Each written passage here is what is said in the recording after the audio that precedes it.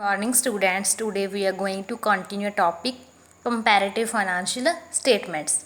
Second statement is comparative income statement. As we know that comparative financial statements are those statements which are prepared to judge the true and fair picture of a business concern.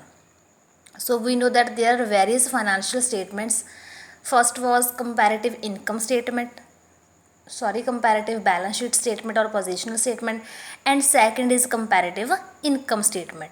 As we know that income statement means the statement which gives us the picture of profit and loss account, while positional statements tells us the financial position of a concern during the time period.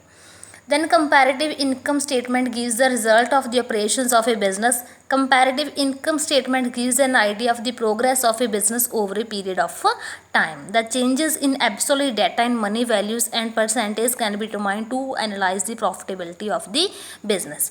Means ਕੀ ਹੈ, ਆਪਾਂ ਜੋ ਪਹਿਲਾਂ previous ਦੇ ਵਿੱਚ ਗੱਲ ਕੀਤੀ ਸੀ ਕੰਪੈਰੇਟਿਵ ਪੋਜੀਸ਼ਨਲ ਸਟੇਟਮੈਂਟ ਦੀ ਜਾਂ ਬੈਲੈਂਸ ਸ਼ੀਟ ਦੀ, ਉਹਦੇ ਵਿੱਚ ਮੈਂ ਦੱਸਿਆ ਸੀ ਵੀ ਆਪਾਂ ਨੇ ਕੀ ਕਰਨਾ, ਐਸੈਟਸ ਦੇ ਲਾਇਬਿਲਿਟੀਜ਼ ਦਾ ਇੱਕ ਟਾਈਮ ਪੀਰੀਅਡ ਦੇ ਵਿੱਚ ਜਿੰਨੇ ਵੀ ਚੇਂਜਸ ਆਏ ਨੇ ਆਪਾਂ ਐਬਸੋਲੂਟ ਚੇਂਜਸ ਕੀਤੇ ਸੀ। ਫਿਰ ਮੈਂ ਤੁਹਾਨੂੰ ਕੀ ਕਿਹਾ ਸੀ ਵੀ ਤੁਸੀਂ ਇਸ ਦੀਆਂ ਕੈਲਕੂਲੇਸ਼ਨਸ ਕਿਸ ਤਰ੍ਹਾਂ ਕਰਨੀਆਂ ਨੇ, ਵੀ ਜੋ ਪ੍ਰੀਵੀਅਸ ਈਅਰ ਹੈ, ਦੇਖੋ ਕਰੰਟ ਈਅਰ ਜਿਵੇਂ ਹੁਣ ਦੇਖੋ 2020 ਅਤੇ ਆਪਾਂ ਕੋਈ 2020 ਦੀ ਕੋਈ ਸਟੇਟਮੈਂਟ ਪ੍ਰੀਪੇਅਰ ਕਰ ਰਹੇ ਹਾਂ, ਤਾਂ ਆਪਾਂ ਨੇ ਕੀ ਕਰਨਾ, ਲਾਸਟ ਈਅਰ ਕਿਹੜਾ 19, ਤਾਂ ਇੱਕ ਲਾਸਟ ਈਅਰ ਦੀ ਸਟੇਟਮੈਂਟ ਲੈ ਲੈਣੀ ਹੈ। ਤਾਂ ਜਦੋਂ ਆਪਾਂ ਜਿਹੜਾ ਇਹਦੇ ਵਿੱਚ ਡਿਫਰੈਂਸ ਆਊਗਾ, ਸਪੋਜ਼ ਕਰੋ 2020 ਦੇ ਐਸੈਟਸ ਆ ਗਏ ਸਪੋਜ਼ ਕਰੋ 2 ਲੱਖ ਦੇ, ਅਤੇ 19 ਦੇ ਆਏ 150 ਦੇ, ਜ਼ਰੂਰੀ ਨਹੀਂ ਘੱਟ ਹੀ ਹੋਣ, ਹੋ ਸਕਦਾ 250 ਦੇ ਹੋ ਜਾਣ, ਆਪਾਂ ਨੂੰ ਨਹੀਂ ਪਤਾ ਆਪਣੀ ਪਰਫੋਰਮੈਂਸ ਕਿਵੇਂ, ਠੀਕ ਹੈ, ਵੱਧ ਵੀ ਹੋ ਸਕਦੇ ਘੱਟ ਵੀ ਹੋ ਸਕਦੇ। ਤਾਂ ਆਪਾਂ ਨੇ ਕੀ ਕਰਨਾ, ਜੋ ਐਬਸੋਲੂਟ ਚੇਂਜਸ ਹੈ ਉਹਨੂੰ ਆਪਾਂ ਨੇ ਕੀ ਕਰਨਾ, ਕੈਲਕੂਲੇਟ ਕਰਨਾ ਹੁੰਦਾ ਹੈਗਾ ਪ੍ਰੀਵੀਅਸ ਈਅਰ ਨੂੰ ਬੇਸ ਮੰਨ ਕੇ। ਕਰੰਟ ਤਾਂ 2020 ਹੈ, ਕਦੇ ਵੀ ਜਿਹੜਾ ਬੇਸ ਈਅਰ ਹੈ ਉਹ ਕਰੰਟ ਈਅਰ ਨੂੰ ਨਹੀਂ ਮੰਨਣਾ ਹੁੰਦਾ, ਆਪਾਂ ਇਹਨੇ ਪ੍ਰੀਵੀਅਸ ਈਅਰ ਨੂੰ ਮੰਨਣਾ ਹੁੰਦਾ। ਵੀ ਆਪਾਂ ਕੀ ਕਰਾਂਗੇ, ਜਿਹੜਾ ਚੇਂਜਸ ਆਏ ਨੇ ਉਸ ਦੇ ਅਪੋਨ ਕੀ ਕਰਨਾ, ਆਪਣੇ ਲਾਸਟ ਈਅਰ ਕਰਨਾ, ਨਾ ਕਿ ਕਰੰਟ ਈਅਰ ਕਰਨਾ। ਤਾਂ ਜੇ ਤੁਹਾਨੂੰ ਇੰਨੀ ਗੱਲ ਸਮਝ ਆ ਗਈ, ਤੁਸੀਂ ਕੰਪੈਰੇਟਿਵ ਫਾਈਨੈਂਸ਼ੀਅਲ ਸਟੇਟਮੈਂਟਸ ਹਰ ਇੱਕ ਕੰਪੈਰੇਟਿਵ ਫਾਈਨੈਂਸ਼ੀਅਲ ਸਟੇਟਮੈਂਟ ਹੈ ਜਿਹੜੀ ਤੁਸੀਂ ਈਜ਼ੀਲੀ ਪ੍ਰੀਪੇਅਰ ਕਰ ਸਕਦੇ ਹੋ। ਤਾਂ ਆਪਾਂ ਅੱਗੇ ਗੱਲ ਕਰਦੇ ਹਾਂ ਕੰਪੈਰੇਟਿਵ ਇਨਕਮ ਸਟੇਟਮੈਂਟ ਦੀ। ਮੈਂ ਤੁਹਾਨੂੰ ਦੱਸਿਆ ਵੀ ਇਨਕਮ ਸਟੇਟਮੈਂਟ ਹੁੰਦੀ ਹੈ ਜਿਹੜੀ ਉਹ ਤੁਹਾਨੂੰ ਗਰੋਸ ਪ੍ਰੋਫਿਟ ਅਤੇ ਗਰੋਸ ਲੋਸ ਦੱਸਦੀ ਹੁੰਦੀ ਹੈ, ਅਤੇ ਜੋ ਪੋਜੀਸ਼ਨਲ ਸਟੇਟਮੈਂਟ ਹੁੰਦੀ ਹੈ ਉਹ ਪੋਜੀਸ਼ਨ ਦੱਸਦੀ ਹੁੰਦੀ ਹੈ, ਜਿਵੇਂ ਬੈਲੈਂਸ ਸ਼ੀਟ ਹੋ ਗਈ। ਤਾਂ ਇੱਕ ਗੱਲ ਯਾਦ ਰੱਖਣੀ ਵੀ ਇਨਕਮ ਮੀਨਸ ਪ੍ਰੋਫਿਟ ਲੋਸ, ਬਸ।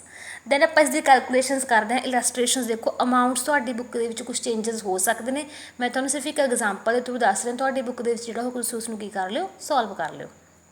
ਫਸਟ ਆਪਣੇ ਕੋਲ ਕੀ ਹੈ, ਸੇਲਸ ਨੇ, COGS ਹੈ, ਇੰਡਾਇਰੈਕਟ ਐਕਸਪੈਂਸਿਸ ਨੇ, ਅਤੇ ਇਨਕਮ ਟੈਕਸ ਹੈ।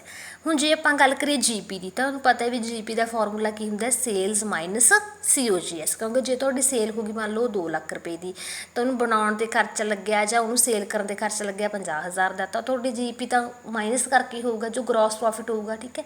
ਤਾਂ ਗਰੋਸ ਪ੍ਰੋਫਿਟ ਦੇ ਵਿੱਚੋਂ ਵੀ ਜਦੋਂ ਤੁਸੀਂ ਐਡਜਸਟਮੈਂਟਸ ਨੂੰ ਮਾਈਨਸ ਕਰਦੇ ਹੋ, ਕੋਈ ਇਨਕਮ ਟੈਕਸ ਵਗੈਰਾ ਕੁਛ ਵੀ ਹੈ ਨਾ, ਹੋਰ ਐਕਸਪੈਂਸਿਸ ਵਗੈਰਾ, ਤਾਂ ਜਿਹੜਾ ਬਚ ਜਾਂਦਾ ਉਹ ਕੀ ਹੁੰਦਾ, ਆਪਣਾ ਨੈੱਟ ਪ੍ਰੋਫਿਟ ਹੁੰਦਾ। ਆਪਾਂ ਨੂੰ ਕੀ ਚਾਹੀਦਾ ਹੁੰਦਾ, ਨੈੱਟ ਹੀ ਪ੍ਰੋਫਿਟ ਹੀ ਚਾਹੀਦਾ ਹੁੰਦਾ, ਗਰੋਸ ਪ੍ਰੋਫਿਟ ਕਦੇ ਆਪਾਂ ਨੂੰ ਟਰੂ ਪਿਕਚਰ ਤਾਂ ਦੱਸਦਾ ਨਹੀਂ ਹੈਗਾ। ਤਾਂ ਆਪਾਂ ਸਭ ਤੋਂ ਪਹਿਲਾਂ ਕੀ ਕਰਾਂਗੇ, ਦੇਖੋ ਸੇਲਸ ਨੇ ਆਪਣੇ ਕੋਲੇ, ਸੇਲਸ ਆਪਣੇ ਕੀ ਕਹਿੰਦੇ ਨੇ 120% ਆਫ COGS। ਹੁਣ ਪਤਾ ਲੱਗ ਗਿਆ ਵੀ COGS ਕਿੰਨਾ ਹੈ, 20 ਲੱਖ ਹੈ। ਮੈਂ ਵਾਰ-ਵਾਰ ਕਹਿ ਰਹੀ ਵੀ ਤੁਹਾਡੀ ਬੁੱਕ ਦੇ ਵਿੱਚ ਹੋ ਸਕਦਾ ਅਮਾਊਂਟਸ ਚੇਂਜ ਹੋਣ, ਈਅਰਸ ਚੇਂਜ ਹੋਣ, ਤਾਂ ਤੁਸੀਂ ਸਿਰਫ ਇਸ ਨੂੰ ਇੱਕ ਸਮਝ ਲਓ ਵੀ ਆਪਣੇ ਕੋਲੇ ਸੇਲਸ ਕਹਿਤਾ ਆਪਾਂ ਨੂੰ 120% ਹੈ COGS ਦਾ, ਅਤੇ COGS ਕਿੰਨਾ 20 ਲੱਖ। ਤਾਂ ਤੁਸੀਂ ਕੀ ਕਰੋਗੇ, ਸਭ ਤੋਂ ਪਹਿਲਾਂ ਤਾਂ ਕੀ ਕਰੋਗੇ, ਜੋ 20 ਲੱਖ ਦੀ ਸੇਲਸ COGS ਹੈ ਇਹਦਾ 120% ਕਰਕੇ ਕੀ ਕੈਲਕੂਲੇਟ ਕਰ ਲਓਗੇ, ਸੇਲਸ ਕਰ ਲਓਗੇ। ਤਾਂ ਸੇਲਸ ਆ ਗਈਆਂ, COGS ਆ ਗਿਆ, ਸੇਲਸ ਮਾਈਨਸ COGS ਕੀ ਹੁੰਦਾ, ਆਪਣਾ ਗਰੋਸ ਪ੍ਰੋਫਿਟ। ਤਾਂ ਈਅਰ ਦਾ ਕੋਈ ਵਿੱਚ ਹੁਣ ਉਹ ਨਹੀਂ ਹੈਗਾ, ਈਅਰ ਦੇਖੋ ਤੁਸੀਂ ਤਾਂ ਚਾਹੇ 4 ਈਅਰ ਦਾ ਕਰ ਲਓ ਚਾਹੇ 7 ਈਅਰ ਦਾ ਕਰ ਲਓ, ਤੁਹਾਨੂੰ ਸਿਰਫ ਕੈਲਕੂਲੇਸ਼ਨਸ ਆਉਣੀਆਂ ਚਾਹੀਦੀਆਂ ਨੇ। ਆਪਣੇ ਕੋਲ ਸਿਰਫ ਕਿੰਨੇ ਈਅਰਸ ਨੇ, 2 ਈਅਰਸ ਨੇ। ਤਾਂ ਫਸਟ ਈਅਰ ਦਾ ਆਪਣੇ ਕੋਲ ਆ ਗਿਆ 24 ਮਾਈਨਸ 24 ਲੱਖ ਆ ਗਿਆ, ਅਤੇ 11 ਦਾ ਆ ਗਿਆ ਆਪਣੇ ਕੋਲ 12,50,000 ਆ ਗਿਆ। ਦੈਨ ਆਪਾਂ ਕੀ ਕਰਾਂਗੇ, ਇਹਦੇ ਵਿੱਚ ਡਿਫਰੈਂਸ ਕਿੰਨਾ, ਮੈਂ ਕਿਹਾ ਵੀ ਡਿਫਰੈਂਸ ਦੇ ਅਪੋਨ ਕੀ ਕਰਨਾ ਹੁੰਦਾ, ਪ੍ਰੀਵੀਅਸ ਈਅਰ ਕਰਨਾ ਹੁੰਦਾ। ਇਹ ਤੱਕ ਸਮਝ ਆ ਗਿਆ। ਉਸ ਤੋਂ ਬਾਅਦ ਕੀ ਹੈ, ਗਰੋਸ ਪ੍ਰੋਫਿਟ। ਤਾਂ ਹੁਣ ਆਪਾਂ ਨੇ ਕੀ ਕਰਨਾ, ਗਰੋਸ ਪ੍ਰੋਫਿਟ ਤੋਂ ਕਿੱਥੇ ਜਾਣਾ, ਨੈੱਟ ਪ੍ਰੋਫਿਟ ਦੇ ਤੱਕ ਜਾਣਾ। ਤਾਂ ਗਰੋਸ ਪ੍ਰੋਫਿਟ ਤੋਂ ਨੈੱਟ ਪ੍ਰੋਫਿਟ ਦੇ ਵਿੱਚ ਜਾਣ ਦੇ ਲਈ ਜਿੰਨੇ ਵੀ ਆਪਣੇ ਐਕਸਪੈਂਸਿਸ ਹੋਏ ਨੇ ਉਹਨਾਂ ਨੂੰ ਕੀ ਕਰਨਾ ਪਵੇਗਾ, ਆਪਾਂ ਨੂੰ ਮਾਈਨਸ ਕਰਨਾ ਪਏਗਾ। ਮਾਈਨਸ ਆਪਾਂ ਕੀ ਕਰ ਦਾਂਗੇ, ਇਨਡਾਇਰੈਕਟ ਐਕਸਪੈਂਸਿਸ। ਹੁਣ ਇਹ ਕੀ ਕਹਿੰਦੇ ਨੇ, ਕਹਿੰਦੇ ਡਾਇਰੈਕਟ ਇਨਡਾਇਰੈਕਟ ਐਕਸਪੈਂਸਿਸ ਨੇ ਜਿਹੜੇ ਉਹ GP ਦਾ 10% ਨੇ।